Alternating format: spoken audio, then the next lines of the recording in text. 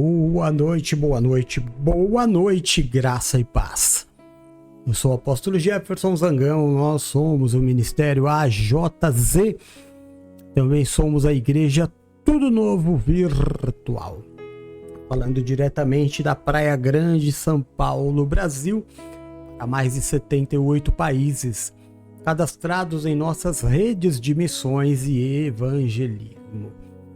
Vamos lá, dia 2 de fevereiro de 2023, ano apostólico da transformação. Hoje, dando início à nossa semana, a primeira semana do mês de fevereiro, semana em que nós consagramos ao Senhor o nosso jejum. Jejum intitulado este mês, o jejum da grande colheita. Amém? Glória a Deus. Bom, antes de tudo, curte esta live, este culto, e compartilhe na sua página do Facebook para que seus seguidores, familiares e amigos possam ser alcançados e abençoados por ela, e vamos evangelizar para a honra e glória do Senhor. Amém? Glória a Deus. Olha só, antes de começarmos, deixa eu falar com você que talvez esteja passando por uma dor, por uma perda, por uma tristeza profunda. Eu não gostaria que você passasse por isso sozinho. Eu estou te oferecendo o meu ouvido, o meu ombro, a minha amizade, para que nós possamos sair dessa juntos. Amém? Eu quero dizer que passar sozinho por esta luta, por esta tristeza, é uma opção. É você quem escolhe.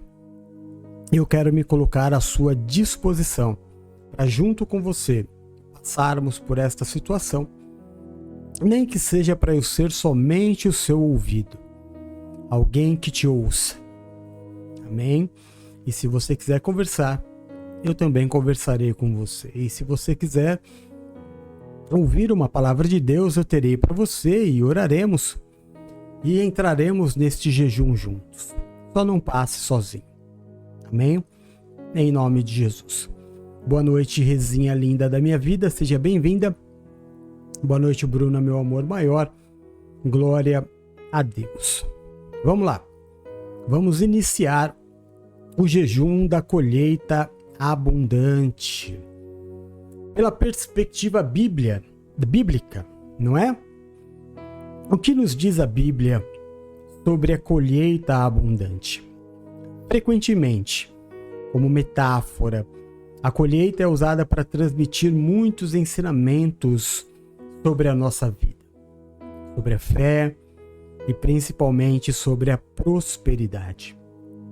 Nós vamos falar hoje sobre 3 tópicos que estão diretamente relacionados à colheita abundante. Claro, sempre baseada na Bíblia, naquilo que o Senhor nos diz. E vamos falar porque quando a gente fala de colher, não tem como colher sem semear, não é? Quando a gente sabe o que planta, a gente sabe o que vai colher. Esta é a lei da semeadura. Todos colhem exatamente aquilo que semeiam. Quem planta amor, colhe amor. Quem planta tempestade, colhe tempestade. Quem planta inimizade, colhe inimizade. A colheita abundante, ela está baseada na sua generosidade. É isso que a Bíblia nos ensina e é sobre isso que nós vamos falar nesses breves minutos em que vamos iniciar a nossa semana de jejum, chamando o céu para guerrear as nossas guerras no mês de fevereiro. Apóstolo, eu não sei jejuar. Então vamos lá, eu vou te dar uma dica aqui. Tá?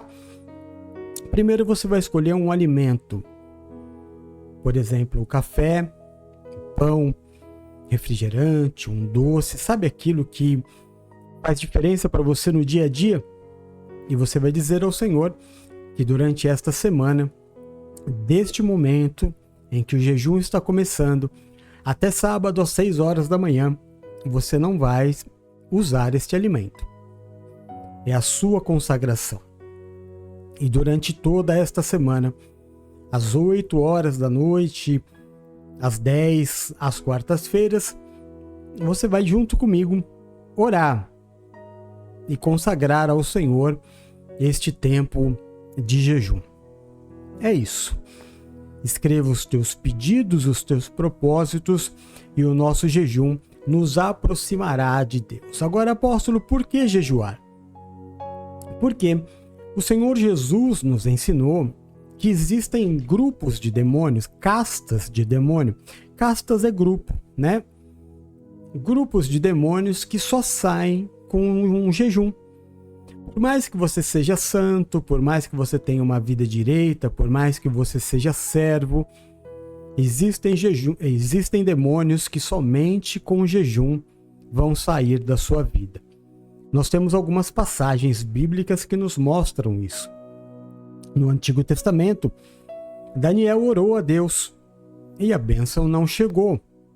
Daniel então jejuou por 21 dias até que um anjo o visitou e explicou para ele que quando ele orou, Deus liberou a bênção, mas a bênção ficou retida entre o céu e a terra. Mas o jejum que Daniel fez com que aqueles demônios que estavam retendo a bênção a liberassem. Então, é importante a nossa consagração de jejum para que coisas que Deus já nos deu e que estão retidas no mundo espiritual sejam liberadas para a honra e glória do Senhor. Amém?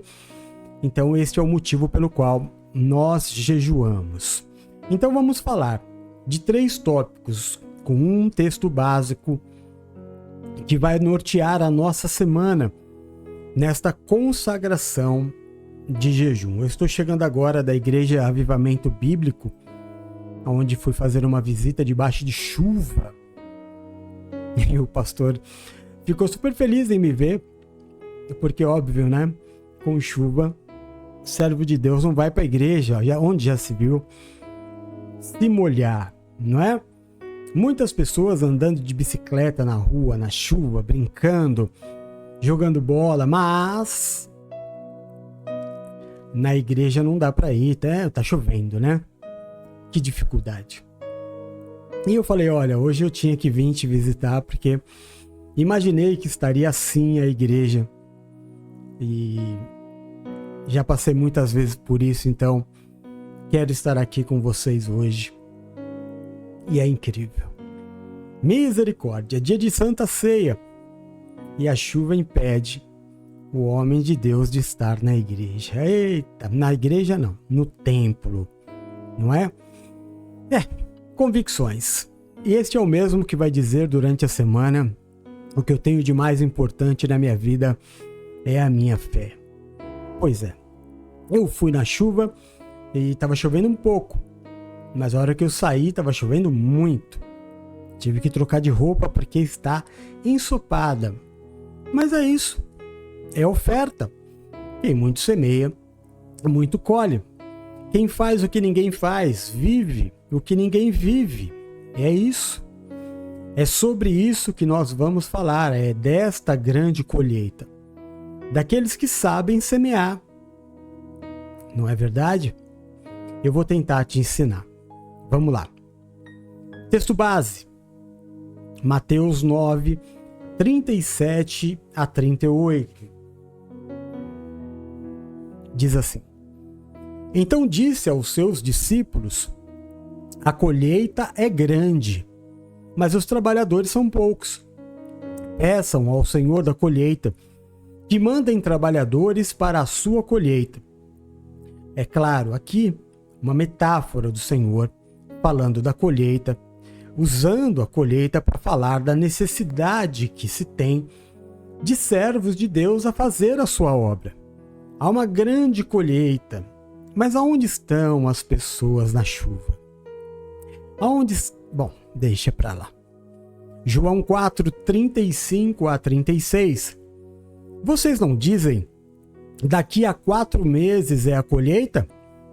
Porém, eu lhes digo, abram os olhos e vejam os campos. Eles já estão maduros para a colheita. Quem colhe já recebe o seu salário e colhe o fruto para a vida eterna. Assim, tanto o que semeia como o que colhe se alegrarão juntos. Nesse trecho, nessa passagem bíblica, Jesus está falando da colheita espiritual, que é a reunião de pessoas para o reino de Deus. Vamos orar? Senhor, nosso Deus e nosso Pai de amor, é no nome do Teu Filho Jesus Cristo que nós nos reunimos como igreja. E fazemos isso para declarar Jesus Cristo como nosso único e suficiente Salvador. Domingo é o dia do Senhor. Este dia inteiro pertence ao Senhor. Toda a nossa oferta, toda a nossa força, toda a nossa energia é dada a Ti. Que nós possamos neste dia Te agradar com o nosso posicionamento. Muito obrigado, Senhor. Obrigado por tudo que o Senhor já nos deu. Obrigado por morrer no meu lugar, por sofrer as minhas dores, por se fazer maldito no meu lugar. Eu declaro Jesus Cristo como meu único e suficiente Salvador. Pai de amor, neste momento, nós queremos consagrar ao Senhor a primeira semana do mês de fevereiro. E nós precisamos muito que este mês seja especial. Nós precisamos muito que o Senhor haja com poder e grande glória na nossa vida financeira e na nossa vida profissional. Nós precisamos muito que o Senhor nos dê uma grande colheita na nossa família. Nos ajuda. Marca-nos nesta palavra. Nós temos semeado a nossa fé. Nós temos semeado o nosso tempo. Nós temos semeado a nossa vida.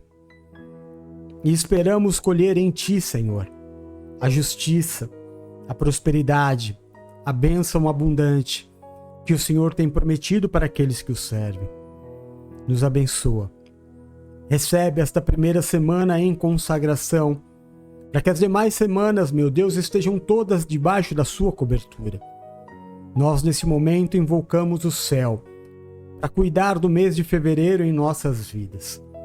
Recebe, neste momento da pregação do Teu Evangelho, que não saia da minha boca palavras humanas ou aquilo que eu queira dizer, mas que em todo momento o Teu Espírito ministre a minha vida e a vida dos meus irmãos que aqui estão.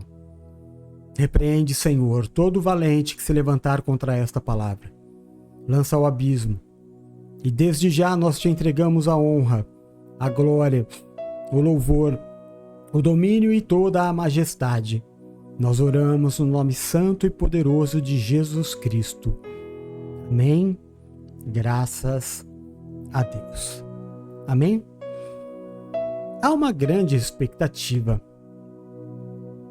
de que aquele que semeia vai colher. Só que não é tão simples, né? Eu não sei se você já teve a experiência de plantar. Onde o meu pai mora e o meu filho mora, as duas casas são coladas, né? Como se diz, geminada. E até como um ato profético na minha juventude, na minha adolescência, eu plantei uma árvore no meio das duas casas. A casa da minha família, onde hoje mora o meu pai, já estava construída, e a casa onde hoje mora o meu filho e a mãe dele era um terreno baldio. E eu peguei uma semente e eu plantei uma árvore bem entre as duas casas. E foi uma luta, viu? Foi uma luta para essa árvore crescer. Todo ano eu tirava uma foto com ela. Mas todo ano eu tinha que lutar para que não a arrancassem. Mas que coisa! Mas a minha tia diria finiquito. Mas que finiquito é esse que aquele povo tinha naquela época de não deixar a árvorezinha crescer? Nossa, mas por várias vezes eu tive que arrumar confusão porque queriam arrancar.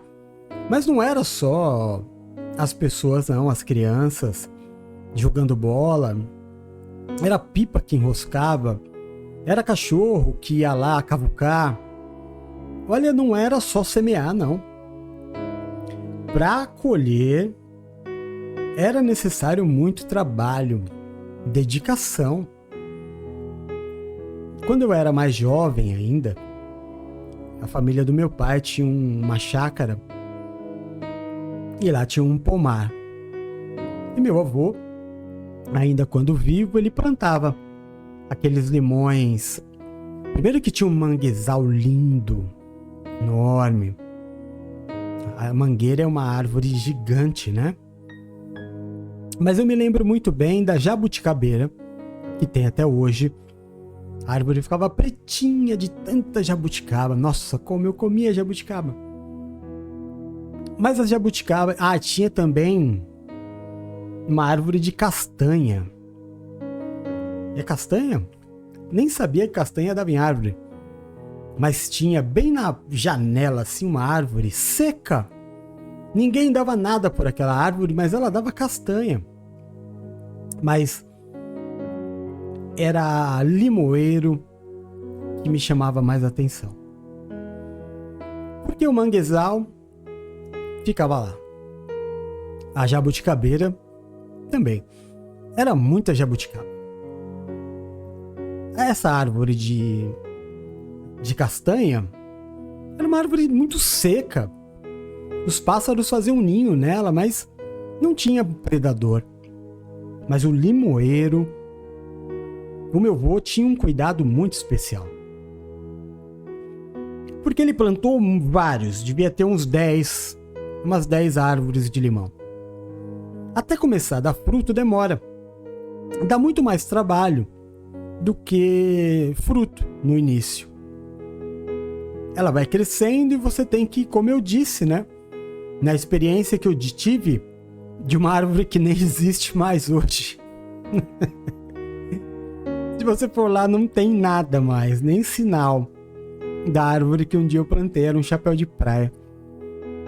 Mas no limoeiro, eu me lembro que o meu avô tinha que fazer uns saquinhos.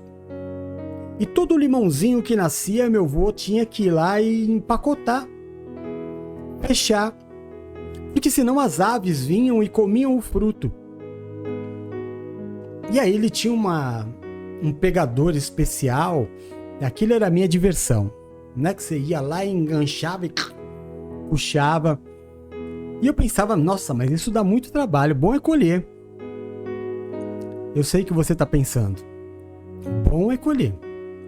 Quando a gente fala de semeadura, o bom é colher.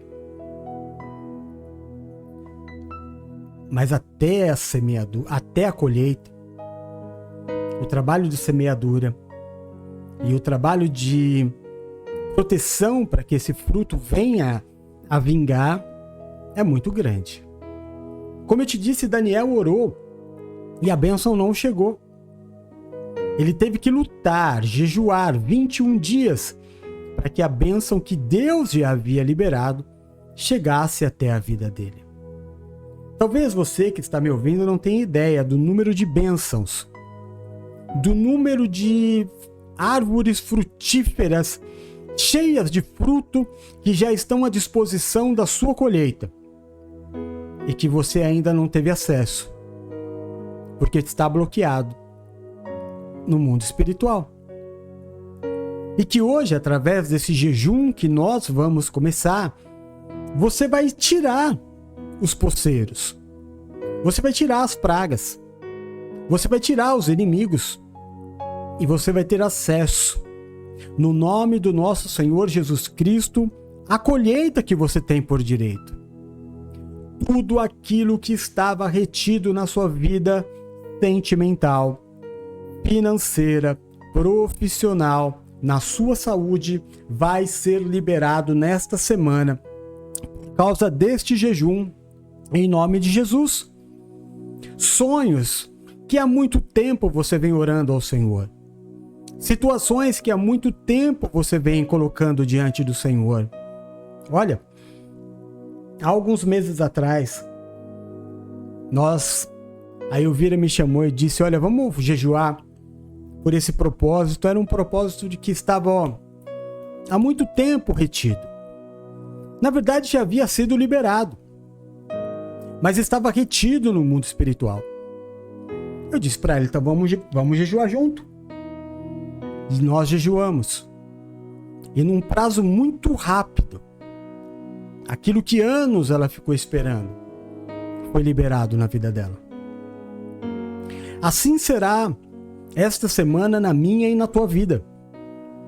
Coisas que parecem estar paradas, retidas, sabe, parece colocar uma pedra impedindo você de ter acesso àquilo que é seu, vai sair em nome de Jesus.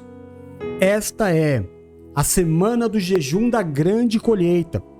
Você vai colher aquilo que você semeou há pouco tempo, a médio prazo e a muito longo prazo.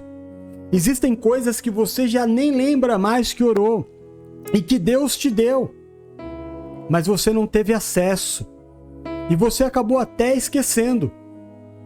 Mas Deus não se esqueceu. Deus não se esqueceu de nenhuma oração que você fez até hoje. Nenhuma. E todas elas serão liberadas na tua vida nesta semana e durante todo o mês de fevereiro, em nome de Jesus. Pode se preparar a ter acesso a bênçãos financeiras que estavam retidas há muito tempo.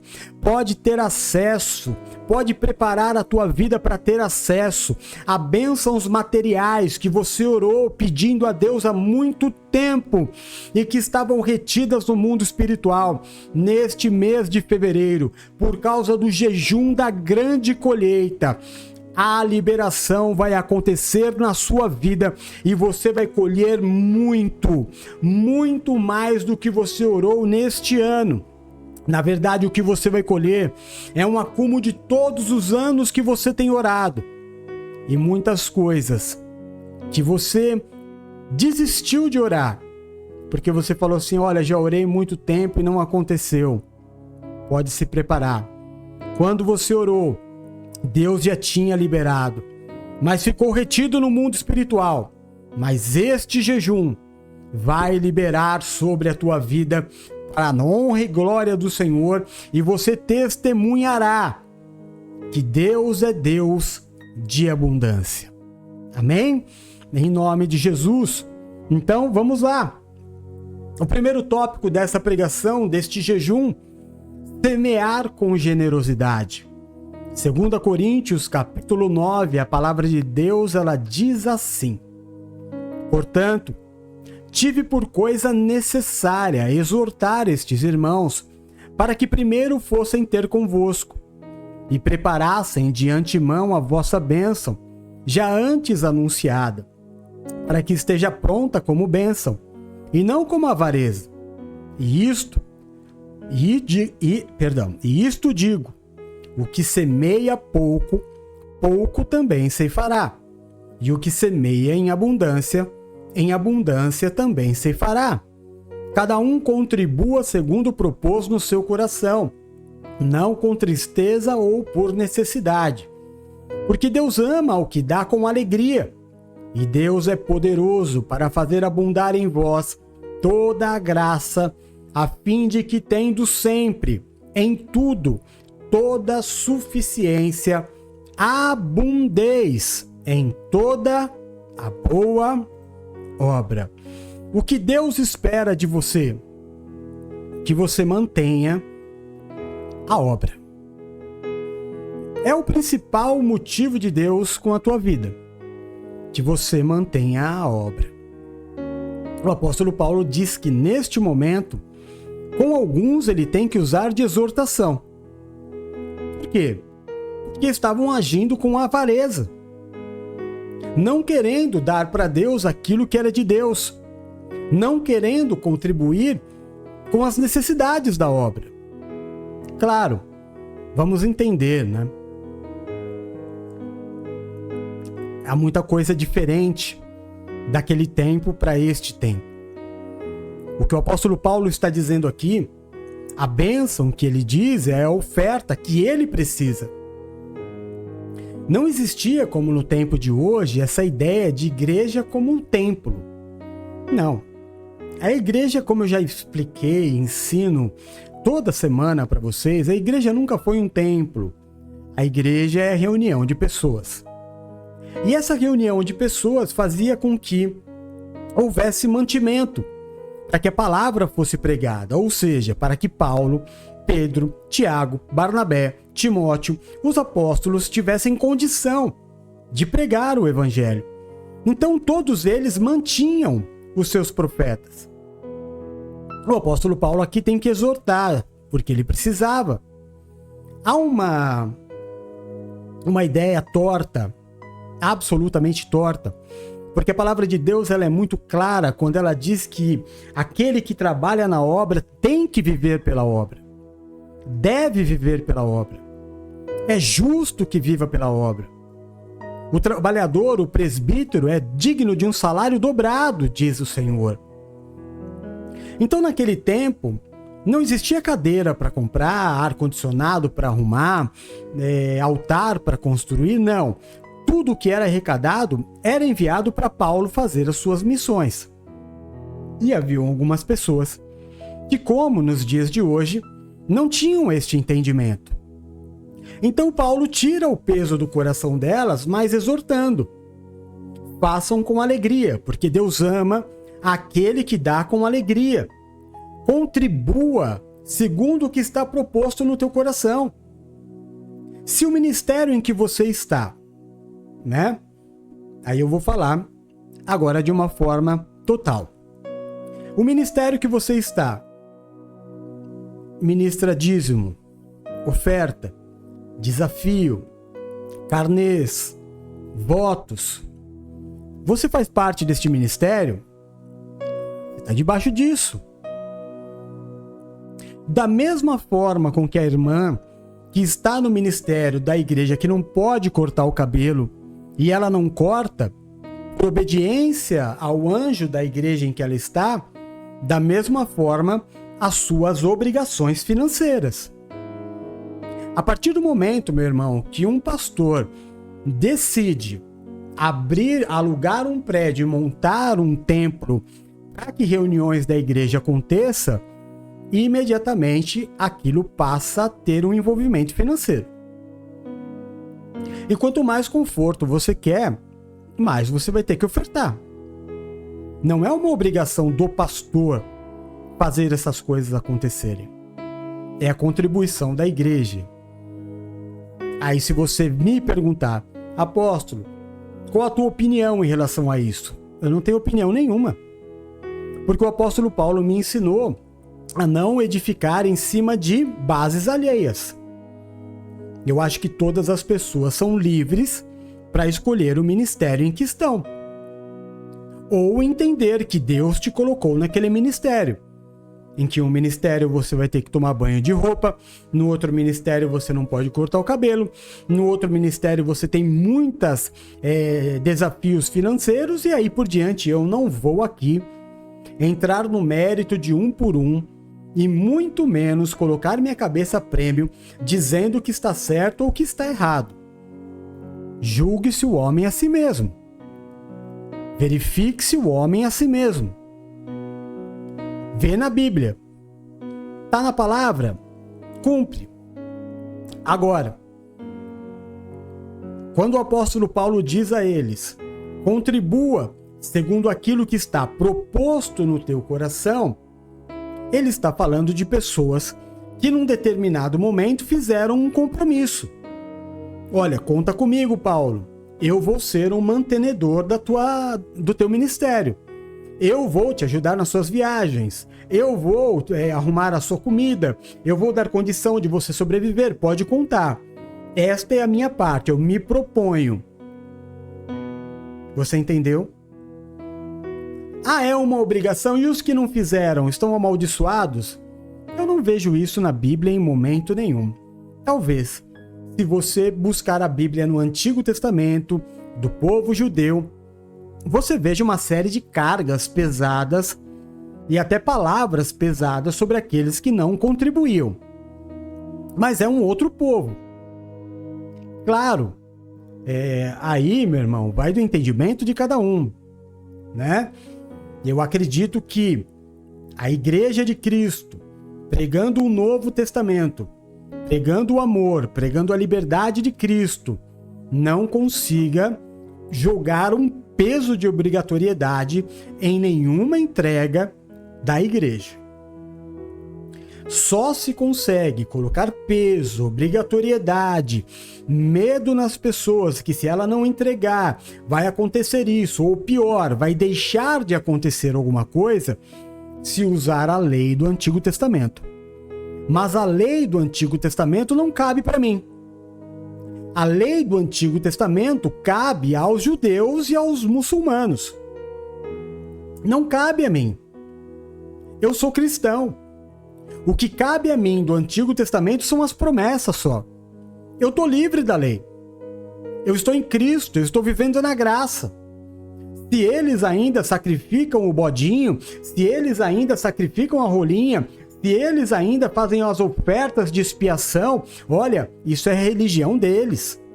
A minha liberdade em Cristo é fazer por amor. O que eu me propus no coração em fazer, isso eu vou fazer. Então, no nosso entendimento, não existe obrigação. O que é o dízimo? O dízimo é a forma mais honesta de se contribuir com a igreja.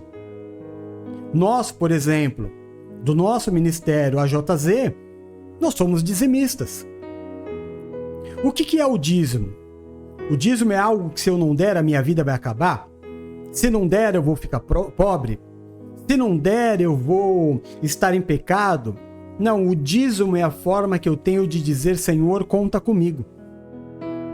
Não é obrigação, é amor. Você não vai ver em nenhum dos nossos cultos nós falando aqui, olha, entregue, porque senão Deus vai fazer, ou então se você não entregar, Deus não vai fazer. Não. Sim, a Bíblia diz que tudo que eu fizer por esta obra, Deus me recompensará. Mas aí tudo é tudo.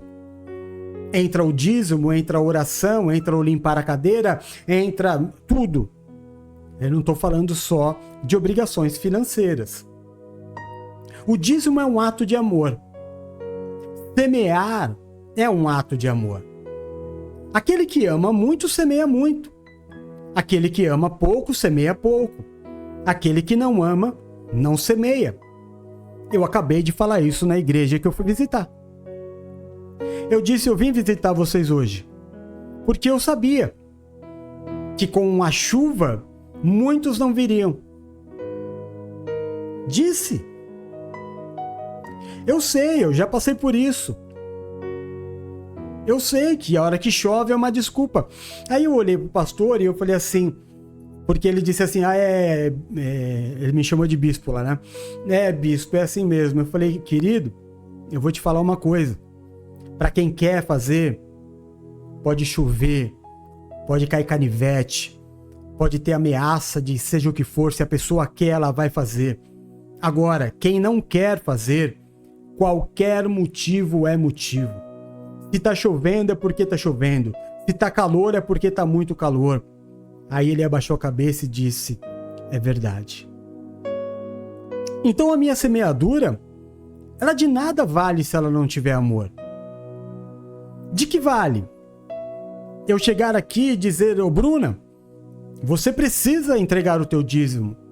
E porque eu disse isso, ela separa 10% do salário dela e ela entrega.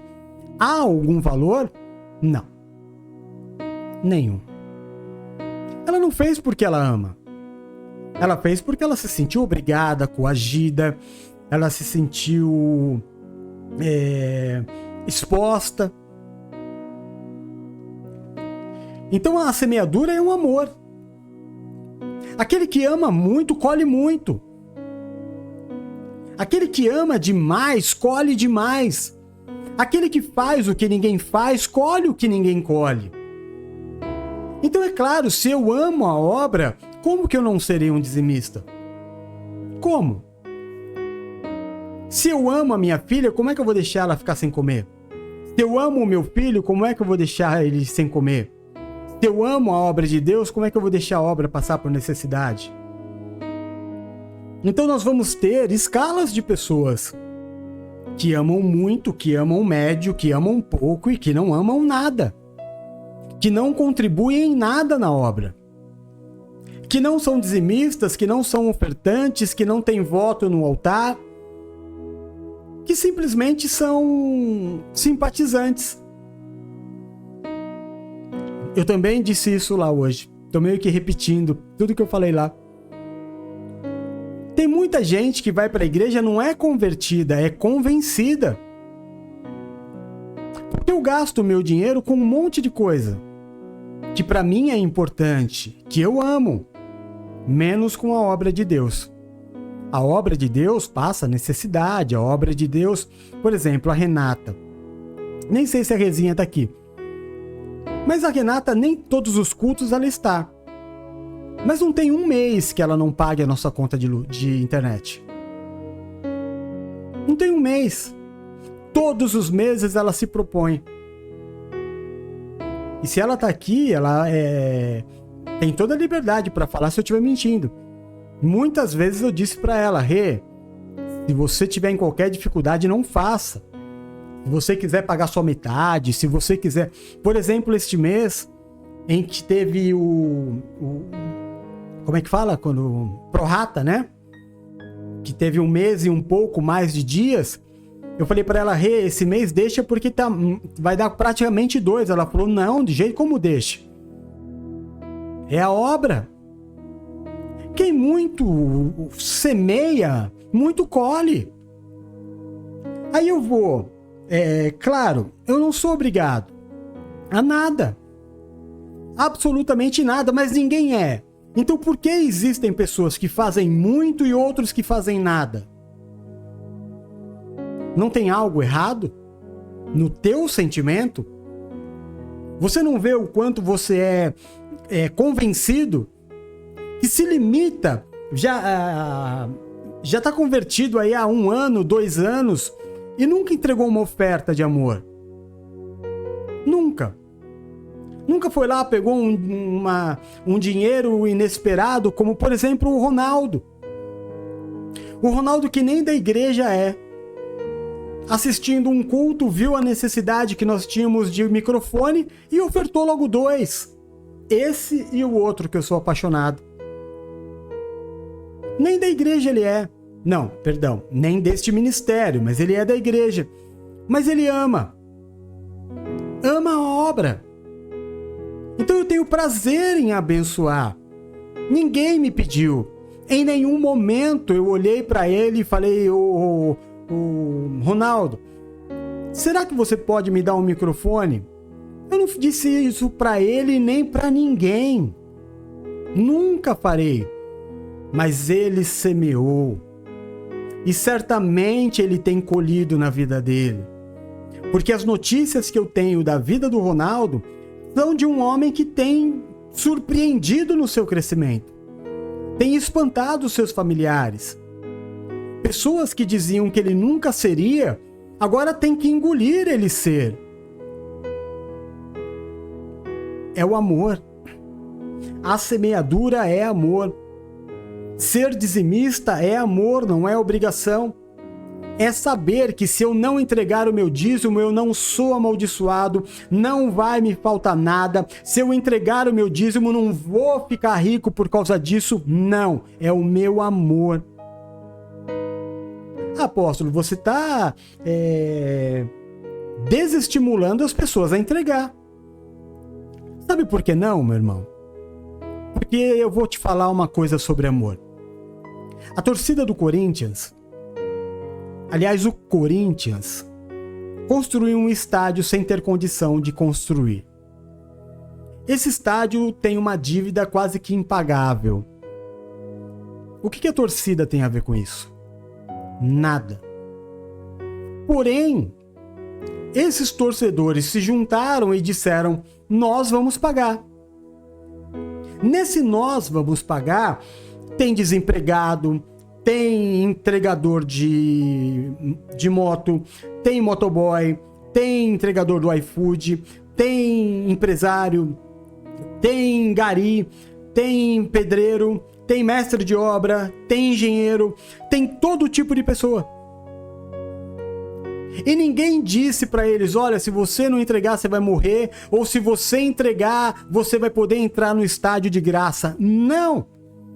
Eles vão pagar essa conta e vão continuar pagando o ingresso para entrar no estádio.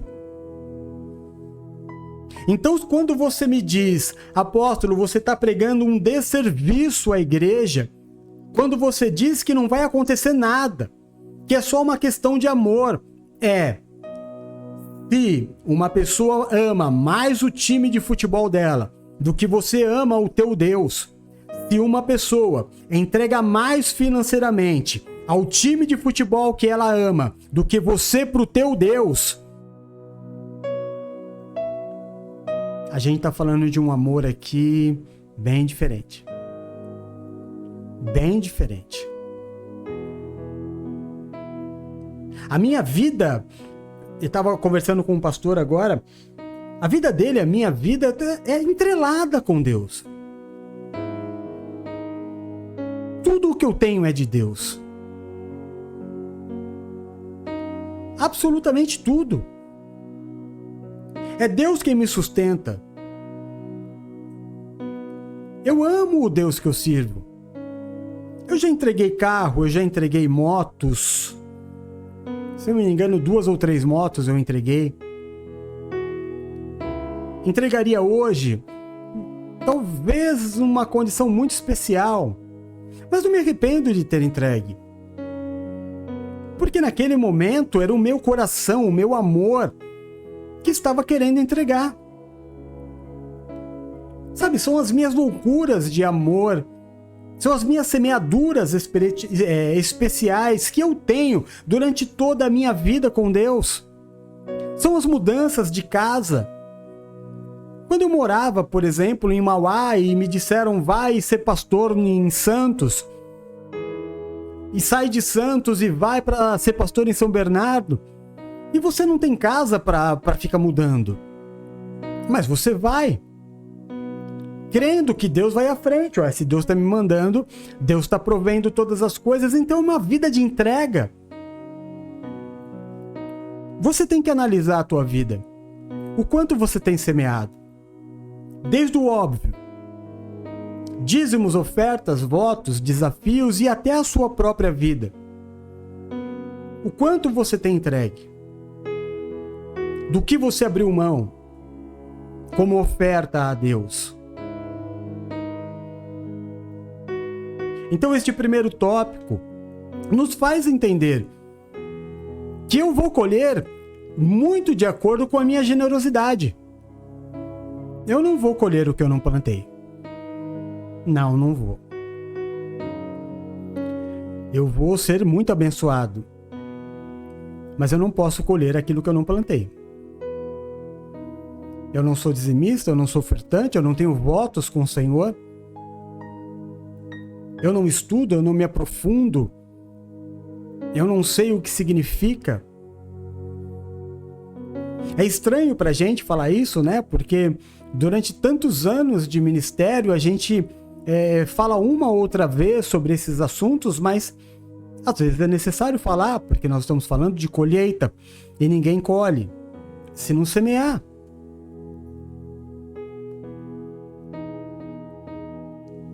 Mas entenda, não deixa ninguém te obrigar. É uma questão de amor. Assim como um casamento, ele não deve permanecer quando o amor acaba. Não há porquê. Para manter uma aparência, para dizer para as pessoas, não. A verdade em primeiro lugar. A verdade é Cristo. Jesus é o caminho, a verdade e a vida. Você pode não entregar nada. Apóstolo, tenho dificuldades financeiras, eu não posso entregar. Claro! Claro! Mas faz um orçamento e dá uma olhada com o que você tem gasto. Porque às vezes você não tem dado a Deus, mas você tem dado ao mundo, às obras do inferno, ao vício. Eu tenho que abrir os meus olhos. Generosidade com a obra. Porque também uma vez me disseram assim: apóstolo, eu vou pegar o meu dízimo e em vez de dar para o meu pastor, eu vou fazer caridade. Então não é dízimo. Então não é dízimo. Caridade é caridade, meu irmão. Faça uma coisa sem misturar com a outra. O dízimo é para que haja mantimento na casa de Deus. Caridade é outra coisa que todos nós temos que fazer. Mas não misture uma coisa com a outra. O que nós recebemos como orientação bíblica sobre dízimo é para que haja mantimento na casa de Deus. Então, caridade é uma coisa. Entregas na casa de Deus é outra. Então, seja generoso. Seja generoso com a obra de Deus que tem te dado tanto, que tem te sustentado em fé, em amor, em palavra, que tem te feito crescer, que tem te transformado. Como é que vai ser a sua vida se a sua igreja acabar? Como é que vai ser a sua vida se o apóstolo não tiver mais condição de pregar? E Deus te perguntar naquele dia: por que você deixou a minha obra fechar? Por que você deixou a voz do profeta se calar? Ah, porque eu não tinha condição. Olha, que eu te provo que tinha. As tuas prioridades foram diferentes, ou seja, o teu amor, o teu coração estava no seu tesouro, que não era a obra. Então para que haja uma colheita abundante, haja com generosidade. Em segundo lugar, eu tenho generosidade desde que eu confie na providência divina. Mateus capítulo 6, versículos de 31 a 33 diz assim: portanto, não se preocupem dizendo: que vamos comer, que vamos beber, que vamos vestir, pois os pagãos é que correm atrás dessas coisas. Mas o seu Pai Celestial sabe que vocês precisam delas. Busquem, em primeiro lugar, o reino de Deus e a sua justiça, e todas as outras coisas lhe serão dadas por acréscimo. Então, por que eu tenho medo de entregar? Porque eu tenho medo que falte. Mas então, Deus está me dizendo: não vai faltar. Eu tenho que crer na providência divina. O meu Deus não é o dinheiro. Eu tenho que obedecer a Deus quando Deus me diz: olha, abençoe aquele servo, abençoe os domésticos da fé. Sempre vai ter, meu irmão, presta atenção no que o apóstolo está dizendo. Sempre vai existir alguém numa condição inferior à sua que você pode abençoar. Aqui nós já não estamos mais falando de dízimos e ofertas, e sim de providência na vida dos irmãos. Generosidade. Sempre existe alguém que você pode. Por isso eu ajudo para baixo e não para cima. É por isso que eu sempre digo, meu irmão, quando você frequenta uma dessas instituições religiosas, que o teu pastor tem um carro que você nunca vai poder ter, tem uma casa que você nunca vai poder ter, tem um salário que você nunca vai poder ter, eu acho que não é bem esse lugar que você precisa estar. Porque eu preciso estar num lugar onde eu faça a diferença. Deus quer que eu esteja num lugar que faça a diferença, aonde todos têm praticamente em igualdade. Se eu for membro de uma igreja qualquer em Alphaville, eu vou ser irrelevante. eu não vou ser bem aceito. O meu dízimo é irrelevante. A minha presença é irrelevante, porque as marcas de roupa que eu uso, o perfume que eu uso, o tênis que eu uso, nada disso vai ser atraente. Eu vou ser um estranho no ninho. Agora, eu já preguei em muita igreja que não tinha cimento no chão, era terra batida.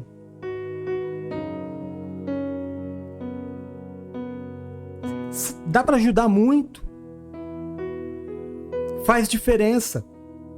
Ninguém olha para tua roupa. Algumas pessoas estavam descalças. Entende? Agora, você não quer servir a Deus. Você quer se sentir bem. Deus te coloca num lugar onde todo mundo é mais ou menos igual, para que um possa ajudar o outro. Esse é o princípio da igreja primitiva, onde todos tinham em igualdade. O pastor não pode ter mais do que o povo. E se o povo tem muito mais do que o pastor, é porque o povo também está retendo. É uma comunidade onde todos têm igualdade, porque há generosidade. Eu vejo meu irmão que acabou o gás, ele não tem condição de ter um gás. E eu não posso dizer, isso não é um problema meu. Vem cá, vamos orar. O que Tiago diz? Se alguém entrar e te pedir comida, não vai ser fariseu de orar por ele. Se é fome que ele tem, não é oração que ele precisa de comida. E quantas pessoas você tem dado comida? Quantas pessoas você tem ajudado financeiramente? Ah, mas se eu der para ela, vai faltar para mim. Então, irmão, aí é que tá. A generosidade te impede de colher. Porque você é egoísta. Porque você fez do seu dinheiro o teu Deus. Você não crê que Deus vai te suprir. Você não crê na providência divina. Que quando chegar a hora certa, Deus vai mandar o recurso e vai mandar. Sempre vai mandar. Mas muitas vezes, preste atenção, você fica na expectativa. Olha, Deus vai usar o irmão para me abençoar esse mês, graças a Deus, porque senão eu não pago o meu aluguel. Olha, graças a Deus, Deus vai usar o irmão esse mês, eu tenho certeza, porque senão eu não vou almoçar esse mês. Do mesmo jeito, tem alguém abaixo de você, orando e falando: Senhor, envia alguém para me ajudar a pagar o aluguel. Envia alguém para me ajudar a almoçar. E esse alguém é você, servo de Deus. Só que você está tão focado em vinde a mim, que se entrega. Aliás, esquece de se entregar. Porque do mesmo jeito que você recebe a providência, você pode entregar a providência. De quem você tem cuidado? É difícil esperar que haja generosidade no coração de alguém que não é nem dizimista. Eu não amo nem a obra, quanto mais alguém. E se eu tenho que amar, o Senhor disse aqui agora: ame a mim em primeiro lugar, o reino, e as outras coisas serão acrescentadas. Então eu parto, o meu amor maior é por Deus. Então a minha primeira entrega de generosidade é para Deus. Se eu não consigo ter esta entrega, será que eu vou fazer pelo meu irmão? Será que eu vou fazer a diferença na vida daquele que Deus espera que eu faça?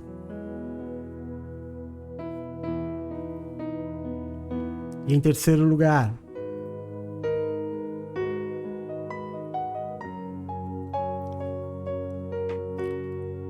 nós vamos colher frutos do Espírito.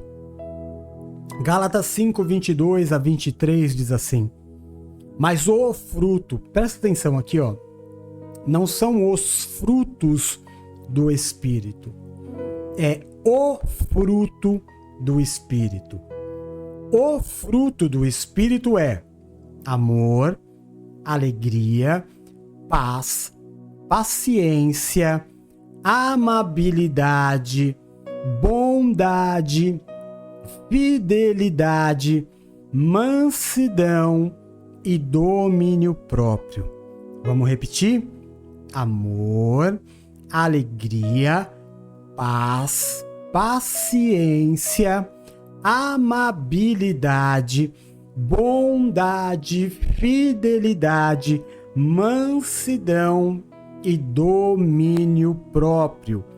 Contra essas coisas não há lei. A colheita abundante não se limita a bens materiais. O Espírito Santo produz em nós coisas muito mais valiosas. Amor, meu irmão, eu falei amor. Ninguém compra amor.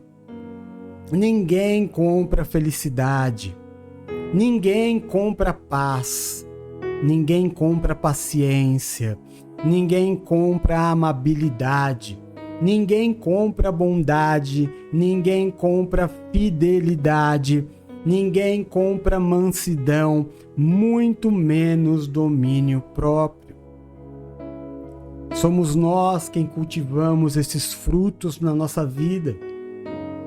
É desta forma que a gente experimenta uma colheita abundante de bênçãos espirituais.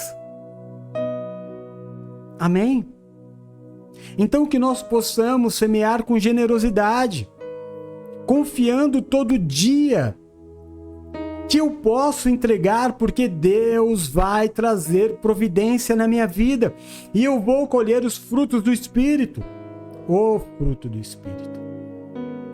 Experimentar abundância verdadeira na minha vida sentimental, na minha vida financeira, no meu trabalho, no meu casamento, na minha saúde.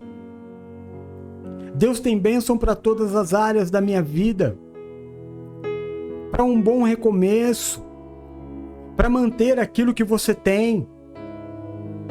Eu preciso crer no Deus que eu sirvo. Crer. Não dá para colher sem semear. Semeie. Semeie com amor. Eu quero terminar essa ministração te explicando exatamente o que é um dízimo, uma oferta e um voto. O que é o dízimo? É 10% de tudo o que você recebe. Ninguém pode te pedir dízimo. Você entendeu isso? Ninguém pode te pedir dízimo. O dia que você entregar dízimo porque te pediram, você jogou dinheiro fora. Não serviu para nada. Dízimo é amor. Essa entrega do dízimo tem que ser feita totalmente voluntária, de um coração que ama. O dizimista, ele não é um ofertante que hoje ele entrega, daqui 3 meses ele entrega. Não, o dizimista é aquele camarada que fala assim: todo mês eu vou manter a obra.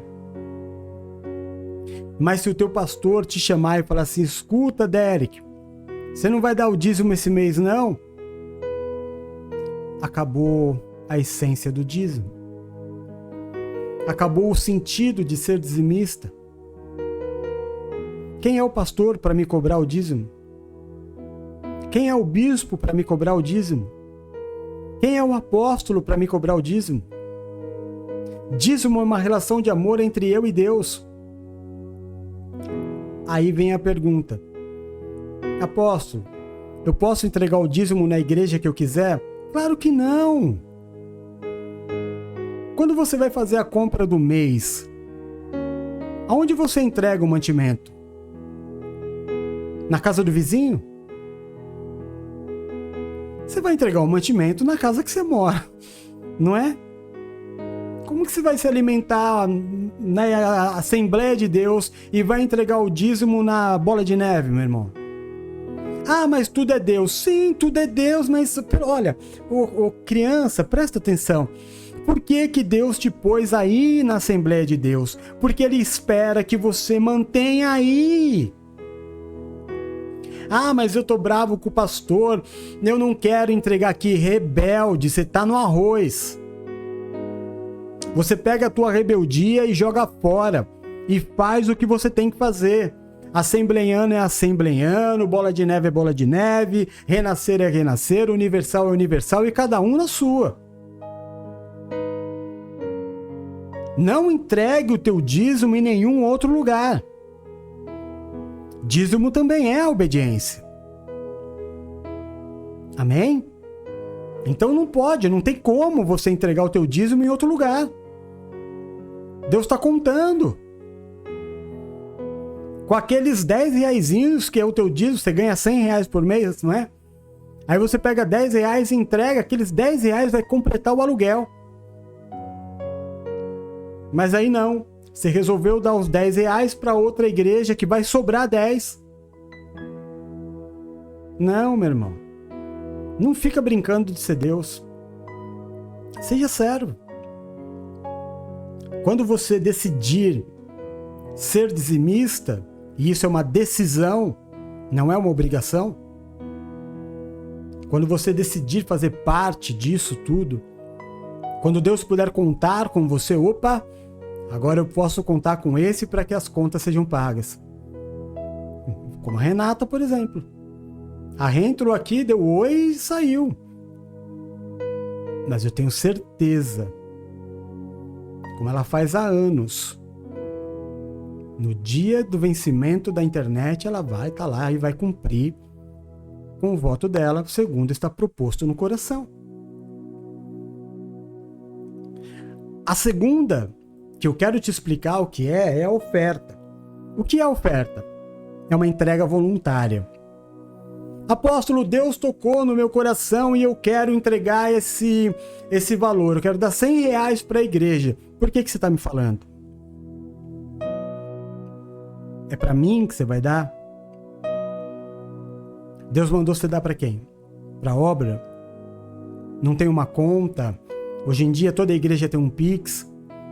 Você precisa falar para a pessoa que você vai entregar? Você está querendo confete. Está querendo aparecer. Que a mão direita não saiba o que fez a esquerda.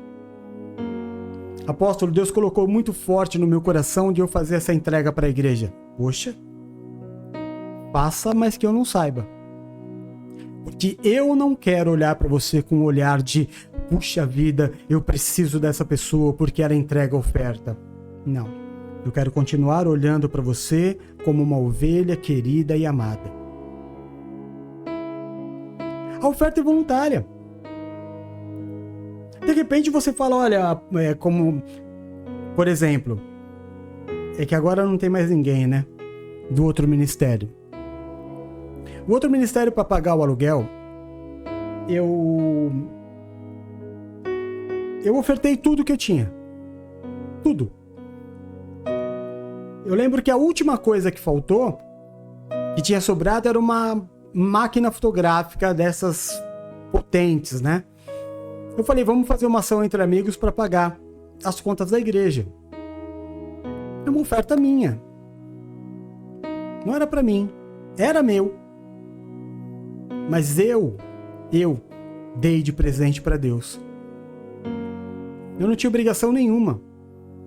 Quando eu entreguei a minha moto, quando eu entreguei as minhas motos, quando eu entreguei o meu carro. Aliás, eu não entreguei carro só para a igreja, não. Eu também dei carro para irmão da igreja. E não dei carro porque eu tinha outro. Eu dei carro e fiquei a pé.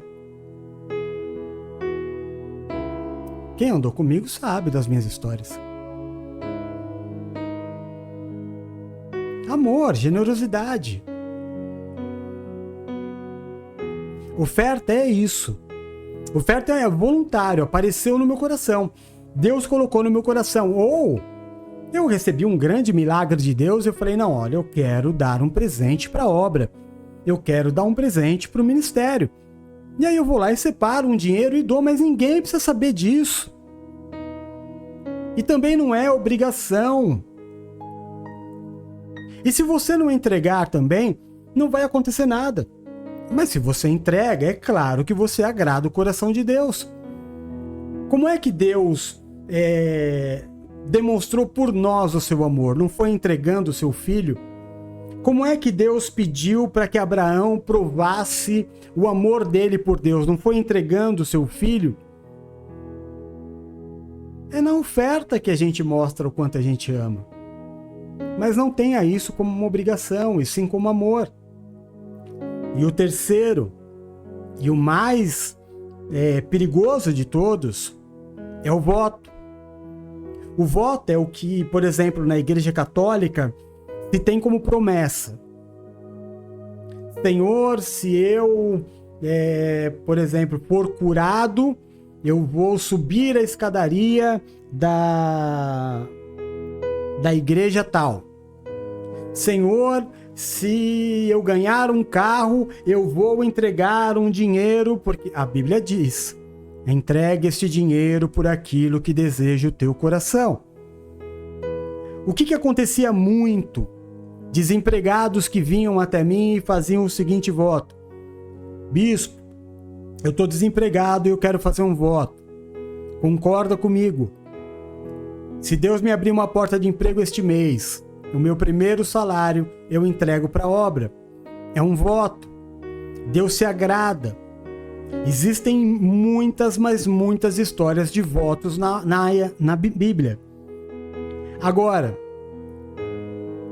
o que eu tenho que tomar cuidado é porque Salomão diz o seguinte: guarde os teus pés quando entrar na casa de Deus, principalmente quando for fazer algum voto, porque de Deus não se zomba.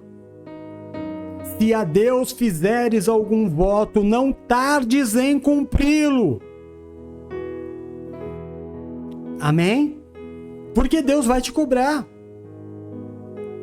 A passagem mais polêmica da Bíblia é de Jefté, que vai para uma guerra e fala: Senhor, se o Senhor me der vitória, quando eu voltar para casa, a primeira pessoa que eu ver eu mato. Entrego como sacrifício ao Senhor. Ele fez um voto. Precisava? Não. Ele podia fazer um voto? Podia. Deus aceitou o voto? Aceitou. Ele poderia ter feito outro voto? Podia. Mas a Bíblia diz que foi este o voto que ele fez. Ele vai para a guerra, ele vence a guerra, e quando ele volta, quem é a primeira pessoa que ele vê? A sua filha. E aí ele tem que matar a própria filha, porque ele teve a ideia de fazer um voto a Deus de entregar a sua filha. Então guarde os teus pés com sabedoria. Não oferte, não faça votos a Deus que você não pode cumprir. Tudo isso é muito poderoso. Eu faço um voto por uma porta de emprego, eu faço um voto a Deus pela restauração de um casamento, eu faço voto a Deus por uma cura, eu faço voto a Deus por uma mudança de sorte financeira, eu faço voto sobre tudo. Mas não tarde em cumprir. Porque Deus é amor, mas também é justiça. Explicando esses três, eu acho que fica mais tranquilo de você saber aonde você semeia e de que forma você semeia. Apóstolo, essas são as três formas de semear? Não. Existem muitas outras, mas eu não vou ficar aqui falando. Existem fogueiras santas, existem ofertas de sacrifício, oferta de aluguel, oferta de pastores, existe um monte de coisa que cada ministério é responsável por si. Eu te dei essas três explicações bíblicas de semeadura. Para haver uma grande colheita, eu preciso fazer grandes semeaduras. Aquele que muito semeia, muito colhe. Eu trabalho com tráfego pago, né? Então eu vou lá no Instagram e o Instagram pega uma propaganda minha e fala pro Instagram: olha, faça essa propaganda para mim. Aí o Instagram me pergunta: quem você quer que veja? Qual a idade? Qual o sexo? Pessoas que gostem de quê? E eu digo para ele as pessoas que eu quero que recebam a minha propaganda. Aí ele me pergunta, quanto você está disposto a pagar, a ofertar pelo meu trabalho?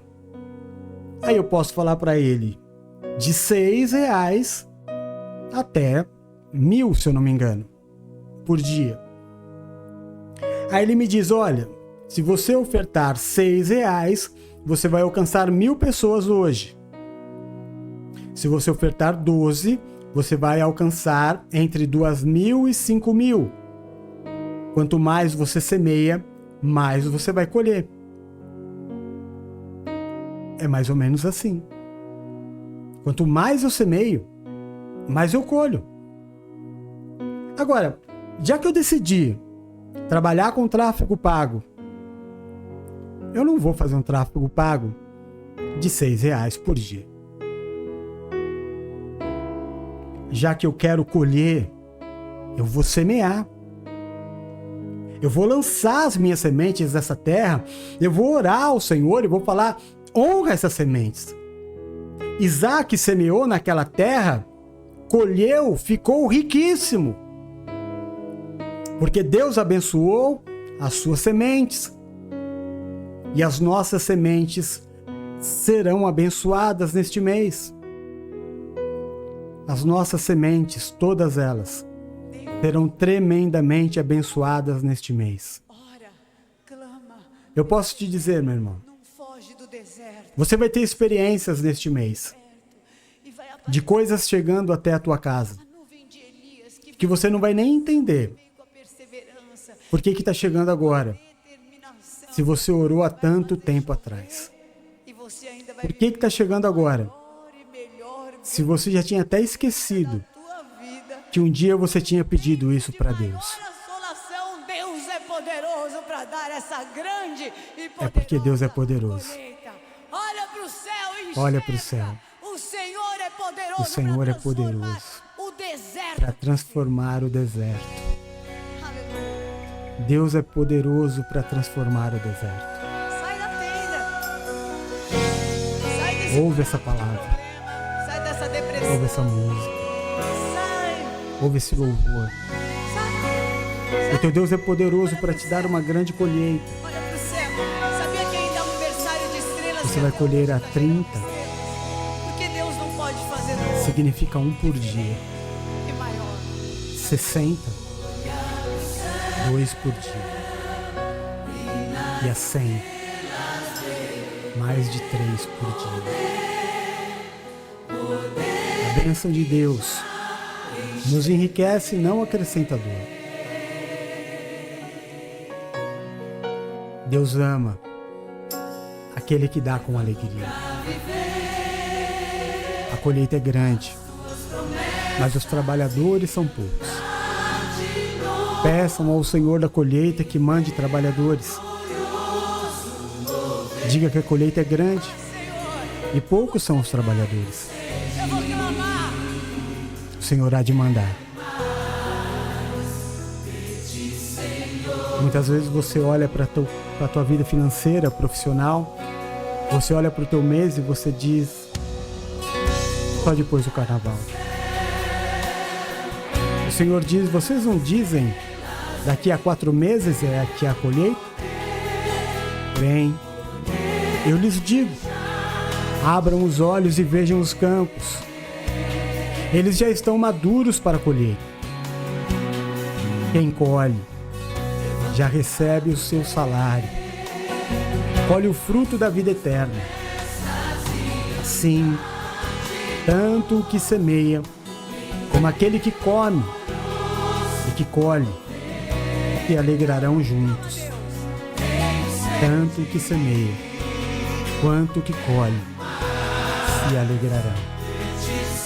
Tanto o que semeia, quanto o que colhe, se alegrarão. Deus nos dará um mês de grande colheita. Grande colheita na tua família. Grande colheita no seu trabalho. Grande colheita na tua vida financeira. Grande colheita na tua saúde. grande colheita de negócios. Olha, eu declaro e profetizo sobre a tua vida. Contratos serão assinados neste mês. A escassez acabou. É chuva abundante. É tempo de chuva abundante. Manda a tua chuva, Senhor. Manda a tua chuva.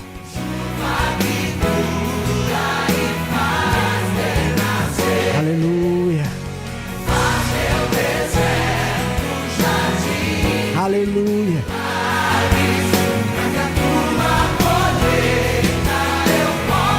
Nós vamos fazer essa colheita. Vai chover incessantemente. Tem chovido. É sinal de Deus. É sinal de que vem grande colheita. Tem chovido. É tempo de colheita. Aleluia. Diga ao Senhor, eu recebo. As comportas estão abertas.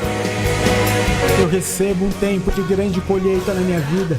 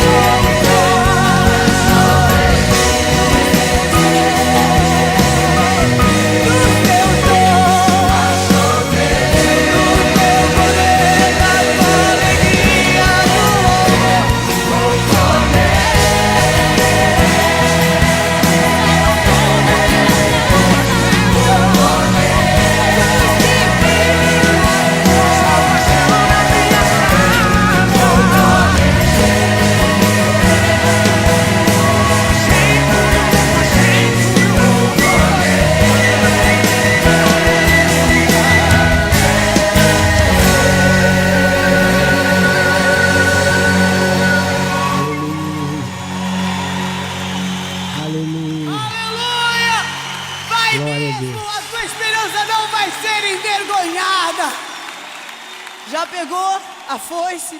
Aleluia. Glória a Deus. Eu declaro, iniciado o jejum do mês de fevereiro. O jejum da grande colheita está liberado sobre a tua vida. Vai viver, meu irmão. Vai colher. Vai colher o que você até esqueceu que um dia orou. Que a graça, a paz e o amor do nosso Senhor e Salvador Jesus Cristo esteja sobre a sua vida, a sua casa e a sua família. Que o Senhor do trono ao qual está assentado se curve e te marque nesta promessa. Eu te abençoo e te envio para viver um tempo de grande colheita na tua vida. Em nome do Pai, em nome do Filho, em nome do Santo Espírito de Deus. Amém e amém. Graças a Deus.